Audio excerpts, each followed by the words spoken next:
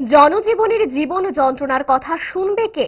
প্রধানমন্ত্রী তো নিজের মনের কথা শুনিয়ে যাচ্ছেন, মানুষের কথা শুনবে কে?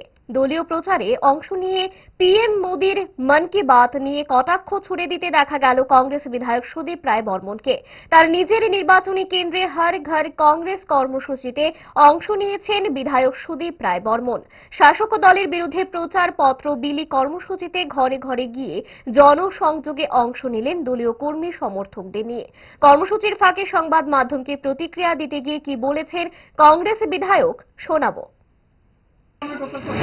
তারিখ থেকে সর্বভারতীয় কংগ্রেস কমিটির কর্মসূচি হিসাবে ত্রিপুরা প্রদেশ কংগ্রেস কমিটি একটা সিদ্ধান্ত নিয়েছে যে নরেন্দ্র মোদী সাহেব তো নিজের মনের কথা জনগণকে শোনান, ভারতীয়দের শোনান। মানুষের মনের কথা উনি শুনতে চান না। মানুষের যে মনের যন্ত্রণা,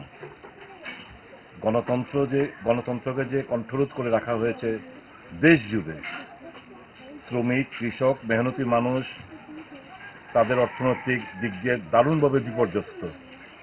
নিত্য প্রয়োজনীয় জিনিসপত্রের দাম মানুষের নাগালের বাইরে, গরিবের চিন্তা কেউ করেন না। নরেন্দ্র মোদী এবং তার সরকার কর্পোরেট অর্থাৎ বড় লোকদের তাদের শুধু স্বার্থ রক্ষণাবেক্ষণ করেই চলছে। এই যে মানুষের যে অব্যক্ত যন্ত্রণা, এই যে কথাগুলো মানুষের সঙ্গে কথাবার্তা বলে আমরা একটা লিফলেট আকারে তৈরি করছি, এটাই হচ্ছে মানুষের মুদ্রা কথা, মানুষ জানতে চায়। কাজে এই জিনিসগুলো আমরা প্রচারপত্রগুলো বাড়ি বাড়ি বিলি করছি সারা রাজ্য জুড়ে, দারুণ সাড়া পাচ্ছি। মানুষের ভেতরে যে অব্যক্ত যন্ত্রণা সেটা আমরা আজ পাচ্ছি, এবং মানুষ বিজেপির সাথে নেই। কারণ রাজ্যে গণতান্ত্রিক পরিস্থিতি পরিকাঠামো সম্পূর্ণ ভেঙে চুরমার।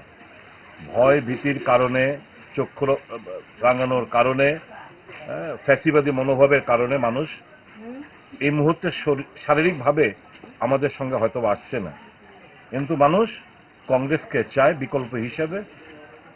এবং আগামী দিন মানুষ বলতে শুরু করেছে যে এই রাজ্যে শুধু নয়, দেশে কংগ্রেস ছাড়া গরিব মেহনতি মানুষ, শ্রমিক অংশের মানুষ, কৃষক অংশের মানুষ, তারা কংগ্রেস ছাড়া আর কোনো বিকল্প পথ তারা দেখছে না। কংগ্রেসকে শক্তিশালী তারা আগামী দিন করবে।